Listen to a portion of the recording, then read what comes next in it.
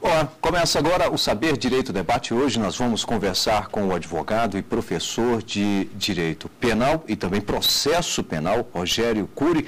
Ele que, ao longo desta semana aqui na TV Justiça, ministrou o curso Tribunal do Júri. E aí, vários assuntos, claro, cada aula, né? A primeira, por exemplo, princípios constitucionais, a segunda, primeira fase do júri. Nós vamos hoje conversar um pouco com ele. Eu já gostaria até de já começar falando de Tribunal do Júri. Professor Rogério Cury, essa seria digamos, uma modalidade ideal, ou seja, o Tribunal do Júri? Olha, primeiramente, eu agradeço a presença de todos os telespectadores e, na verdade, o Tribunal do Júri é algo muito questionável. Questionável principalmente pelos juristas, né? Os juristas, eles acabam criticando o Tribunal do Júri, haja vista por se tratar de julgamento de crimes dolosos contra a vida. E os crimes dolosos contra a vida, alguns deles, como é o caso do homicídio qualificado, são crimes considerados hediondos. O homicídio qualificado em todas as modalidades é considerado um crime hediondo, com uma das maiores penas do Brasil. E a crítica é que não há um juiz togado, técnico, que julga este caso. Mas o Brasil, na verdade, ele segue os padrões, via de regra, quase de todo o mundo, no que se diz respeito ao Tribunal do Júri. É um tribunal onde se busca que o povo julgue o do povo, onde o povo julgue o seu par. E é claro que não há apenas uma pessoa do povo, são 7 jurados, para deliberarem cada qual individualmente se condenam ou absolvem aquele indivíduo. A estrutura é uma estrutura boa. Nós temos 91 artigos no Código de Processo Penal só para tratar do Tribunal do Júri, que de fato é uma questão importante. Nós temos dentro do Código de Processo Penal quase um mini-código, que é só matéria sobre o Tribunal do Júri. Vejo sim que é algo adequado, com as suas críticas, óbvio, nós respeitamos quem o critica, mas vejo adequação a isso. É claro que nós precisamos tomar cuidado na escolha de jurados, enfim, jurados que tenham, no mínimo, a capacidade de compreender as teses jurídicas que são ali colocadas. E é por isso até que o Código de Processo Penal ele acaba impedindo que determinadas pessoas frequentem o júri na condição de jurado. Agora, por exemplo, é uma das grandes situações que eu acredito que ocorrem hoje com mais frequência, já até mencionei isso aqui também, dada a mídia, por exemplo, a exposição dos crimes. Por exemplo, von Richthofen, não há de se negar, e aí aquilo pode trazer uma questão emocional. Bom, a prerrogativa de que determinado crime que aconteceu numa determinada cidade, o julgamento já pode ser transferido para um outro lugar. Mas, como a mídia hoje, a internet, enfim, chega a todos os lugares, como é que o senhor vê essa questão? Eu vejo com muita preocupação, né? Isso que nós chamamos de alguns processos que são escolhidos são denominados, né, por alguns doutrinadores de processos midiáticos. Processos que você diz, olha, mas se não demonstrar que os jurados daquele local, a população daquela localidade, que o crime ocorreu, e a intenção é essa, que o júri seja realizado onde os fatos foram praticados. Ainda que uma pessoa tenha sido alvejada a balas numa determinada cidade e morra no hospital de outra, porque o hospital dessa outra cidade tem mais condições para o tratamento, o júri ele será realizado na comarca onde os fatos foram praticados, onde houve atividade criminosa. Isso é até uma exceção ao Código de Processo Penal, o júri tem essa exceção. Mas o que fazer diante de toda uma análise, né, da mídia, já desde a época de investigação, que leva aquele caso nas principais fontes, como internet, enfim, televisão? A preocupação é essa. Para onde você poderia desaforar isto? Nós temos a previsão. Se o júri mostrar imparcialidade, imagine que os jurados tenham manifestado previamente uma condição de condenar ou até mesmo absolver aquele indivíduo. O Código de Processo Penal prevê o instituto do desaforamento. Mas, em alguns casos, a questão é tão patente, uma questão é tão levantada no Brasil, que para qualquer local que você desafore esse julgamento, né, na verdade, a população há uma certa tendência de condenar ou até mesmo absolver. Entendeu que poderia haver uma alternativa a isso, mas essa alternativa deveria ser prevista na Constituição Federal. Quando percebe-se que não há nenhuma condição de que a população julgue a causa, dado o emocional, a mídia trouxe aquilo e já pré-julgou a causa para condenar ou absolver, e eu entendo, e essa é uma opinião pessoal, e vai contra talvez a maioria da doutrina, é no sentido de que o judiciário deveria intervir. Um julgamento exclusivo, um julgamento por juiz ou juízes togados, no caso, se é que fique provado que em nenhum local do Brasil é possível haver o julgamento com isenção. Uhum. Dado esse, né, ou seja, as notícias serem disseminadas, de certa forma, a população que algumas pessoas iriam fazer parte desse... É até difícil escolher, né? Porque como é que é a formação ali, a composição do Tribunal do Júri? A composição do júri é interessante porque o novo Código de Processo Penal, ele prevê o número de jurados de acordo com o número de habitantes da comarca. É proporcional. É proporcional. Então, as comarcas de mais de 1 milhão de habitantes, nós teremos de 800 a 1.500 jurados. Sem prejuízo a isso, é possível ainda ter uma lista de suplentes. Algumas comarcas, é claro, que tem 20 milhões de habitantes, talvez, você precisa de uma lista de suplentes. 1.500 jurados com lista máxima geral, não é possível. Nas comarcas com mais de 100 mil habitantes e até 1 milhão de habitantes, varia a lista geral de 300 a 700 nomes, e nas comarcas menores de até 100 mil habitantes, a lista geral de jurados ela é de 80 a 400 nomes. Esse é o primeiro filtro. Esse é o primeiro filtro. Pessoas idôneas, que são escolhidas em órgãos de classe, entidades assistenciais, de educação, sindicatos, indicam pessoas que devem ser idôneas e estejam no pleno exercício da cidadania, que tenham condição a voto, enfim. Deixa eu fazer uma pergunta rápida, sem querer interromper, já interrompendo. Nestes casos, por exemplo, a pessoa não pode ter, por exemplo, algo contra ela, certo? Mas se for, por exemplo, algo que já prescreveu, que não se provou, que passou, nesse caso ainda assim ela poderia depois fazer parte? É uma questão interessante. Imagine numa comarca com 1.500 nomes na lista. A verdade é essa, que o judiciário não tem condição de avaliar um a um. E o que se faz, a princípio? Se faz, no geral, avalia se aquele indivíduo tem antecedentes criminais. Isso que deve ser feito. Mas para aquele indivíduo que já foi condenado anteriormente, mas que houve um instituto chamado de reabilitação criminal, que é um instituto pelo qual aquele indivíduo consegue retirar dos seus antecedentes criminais todos os dados anteriores, e só o judiciário internamente fica com esses dados, esse indivíduo não haveria nenhuma objeção para que ele participasse do júri como um jurado. Uhum. Tá, bom, voltando então ao primeiro filtro, a proporcionalidade a qual o senhor se referia. Justamente, aquela lista geral, todos aqueles nomes são colocados, cada nome, numa cédula. Realmente uma cédula, o nome e o endereço da pessoa, e é colocado em uma urna geral. Aquela urna geral, ela só é aberta, com esses 1.500 ou 300 ou 80 nomes, ela só é aberta entre o 15º e o 10º dia úteis anteriores à data de determinado julgamento do júri. E é o magistrado que faz aquele sorteio. De todos aqueles nomes da urna geral, ele sorteia 25 nomes. Esses 25 nomes são colocados em outra urna, que só será aberta na data da sessão do julgamento. E nessa sessão de julgamento serão escolhidos 7 nomes para compor o conselho de sentença. São então, 7 jurados. Então, aqueles 25 já estariam selecionados para, no dia do julgamento, no dia da sessão, comparecerem ao tribunal. Eles ficariam ali à disposição. Eles são intimados, após escolhidos, são intimados e o código evoluiu. Eles podem ser intimados por qualquer meio hábil, por correio, e não é comum no processo penal intimação por correio, não há. Mas nesse caso é possível.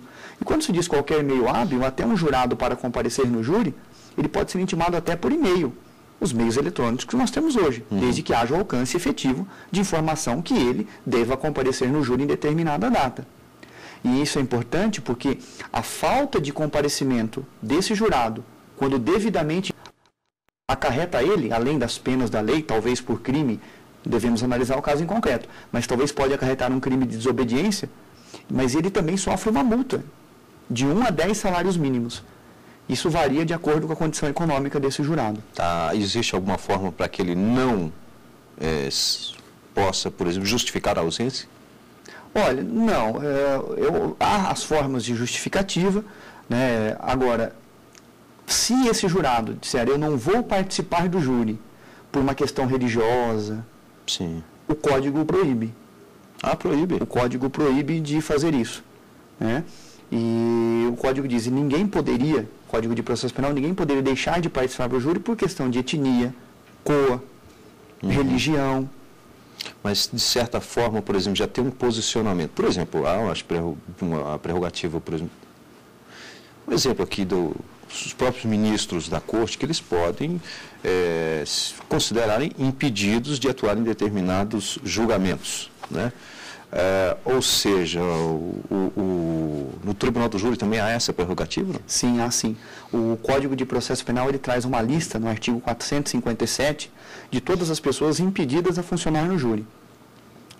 Presidente da República, vice-presidente, as pessoas que têm cargo no Legislativo, de deputados a vereadores, pessoas com cargo no Executivo, prefeitos, governadores, magistrados, defensores públicos, eles não atuarão em plenário do júri. Marido e mulher estão impedidos de atuar como jurados em plenário do júri. Porque vamos colocar aqui uma seguinte situação. Lá na cidade, eu não sei se tem exatamente a comarca, a cidade do senhor em São Paulo, interior, onde o senhor nasceu mesmo? Itajobi, São Paulo. Qual é a população de lá, mais ou menos? Olha, cerca de 20 mil habitantes. 20 mil. Vamos supor que ali há o Tribunal do Júri, vamos considerar isso aqui. E aí tem essas sete pessoas. Mas uma pode ter conhecido o irmão, ou foi muito amigo da vítima. Não há uma circunstância? Nesse caso, há uma circunstância, aquele jurado que é amigo íntimo ou inimigo da pessoa que está sendo acusada, ele não deveria integrar o júri. É claro que isso deve ser provado, e isso é importante porque até antes do julgamento, quando aquela urna específica é aberta, os 25 nomes, a defesa primeiro e depois a acusação podem fazer recusas àqueles jurados. 3 recusas da acusação e da defesa, não há motivação. Podem recusar simplesmente porque estão recusando. Agora, outras recusas mais podem ser feitas de maneira motivada, com essa explicação. Foi o inimigo do autor, ou é amigo íntimo do autor, amigo, né? ou é muito amigo, tem um interesse na causa em favorecer ou prejudicar o acusado. Então, isso é possível. Esse impedimento, na verdade, essa recusa do jurado de maneira motivada é possível. E é comum? É comum. É mais comum as recusas imotivadas. Mais comum as recusas imotivadas, na verdade, né? Ou seja, o jurado número 1, ele é sorteado, a defesa primeiro fala e diz recuso. Aquele jurado já não vai participar do júri, basta a defesa recusar. É até melhor, porque na verdade a defesa não tem nenhum prejuízo ao motivar aquilo. Porque alguns jurados, eles participam de vários júris. Então há até um certo receio, às vezes, por parte do defensor, uma certa cautela naquela motivação.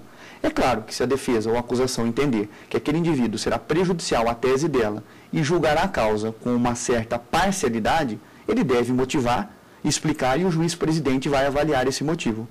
Acatando o motivo, aquele jurado não vai atuar no conselho de sentença. Pode, é claro, atuar em outros julgamentos, mas naquele especificamente não. Tá. Ela, na verdade, ela é feita por exclusão e não por inclusão. Isto, por exclusão. O Brasil, aliás, ele necessitaria de até um sistema que nós temos, por exemplo, nos Estados Unidos. Os Estados Unidos, ele tem um sorteio de jurados e todos, acusação e defesa, realizam um estudo mais aprofundado. Existem escritórios de advocacia nos Estados Unidos que fazem um estudo do jurado que vai participar do júri. O que não acontece no Brasil. Até mesmo pelo pequeno tempo, né? Não, sorteio curto, né? entre o 15º e o 10º dia útil antes do julgamento, talvez não há a condição para que a acusação mesmo e a defesa avaliem com mais profundidade a pessoa de cada jurado. Porque dá para... Vamos aqui colocar uma nova situação hipotética, um crime que ocorreu, por exemplo, talvez um estupro. E aí aquele cidadão que vai participar do Tribunal do Júri, por exemplo, ele tem uma filha ou uma esposa, e isso pode conduzir para uma determinada situação de acusação, dado o emocional do caso. isso é importante dizer, porque você diz, mas só vão a júri os crimes dolosos contra a vida? Não, vão a júri os dolosos contra a vida e crimes a ele conexos. Crimes conexos que não são dolosos contra a vida, como, por exemplo, um estupro. E talvez aquela testemunha, ela tenha no seu íntimo a intenção de condenar o indivíduo pelo fato de que alguém de sua família, um filho, a esposa, o filho, né, tenham sido vítimas, não de um crime doloso contra a vida, mas de um crime conexo. E isto talvez não haja tempo hábil para que acusação e defesa descubram isso, o que pode ser prejudicial à elaboração ali no caso da justiça, realmente, né? Se fazer justiça no caso. E nós não temos no Brasil. Esse pouco tempo, isso pode ensejar prejuízo. Tá. Agora, no caso, por exemplo, de um advogado, o que normalmente ali na hora de excluir, então, porque aí fisionomia não é o caso. Há uma conversa com esse júri antes ou não? É só o nome mesmo? Não há mesmo. De fato, o advogado ou as partes não têm contato com os jurados. E nem os jurados podem ter contato com as partes. Mas na hora da escolha, há alguns critérios. Isso é um critério subjetivo. Mas há pesquisas, segundo alguns autores, isso você encontra em obras, alguns autores dizendo o seguinte, olha, como no júri há uma chamada plenitude de defesa, e plenitude de defesa, você diz, o que significa isso? Só o simples fato de um advogado estar lá? Não, plenitude de defesa é que esse advogado, no tribunal do júri, enfrente todas as teses possíveis, pontuadamente, uma a uma. Não é como num processo perante um juiz togado, onde, na verdade, o advogado pode fazer opções por não enfrentar teses agora de defesa. No júri, a defesa deve enfrentar todas elas. E nessa hipótese de escolha de jurados, isso vale muito. Porque se você tem várias teses a serem tratadas, você deve analisar, e isso é importante, está ao alcance da acusação e defesa, a profissão daquele jurado. Você percebe qual é a idade, talvez a profissão. Se você tem uma tese mais aprofundada a tratar no júri, é importante que aquele jurado tenha uma formação profissional ou um grau de instrução um pouco maior. Que talvez ele entenda a tese que acusação e defesa queiram tratar. Talvez não. Né? Algumas pessoas dizem, olha, algumas mulheres são postas a condenar. Geralmente júri com juradas mulheres, enfim, a sensibilidade feminina. Mas eu acho que isso aí, na verdade, a mulher é mais sensível, de fato, realmente, né? A defesa não gosta muito de um júri composto de várias mulheres, mas eu acho que isso é mais uma questão de critério subjetivo do que objetivo mesmo, né? Mas tem toda essa questão de escolha, a idade do jurado, profissão do jurado, isso é importante para ambas as partes. Dentro da tese que elas querem levantar. Nós vamos emocionar a acusação. Mataram uma criança. Será que nós vamos escolher pessoas que a princípio já têm idade para serem pais? Talvez seja melhor. Né? Para sentirem aquela emoção do que é perder um filho. Então vale aí, né, na escolha dos jurados isso.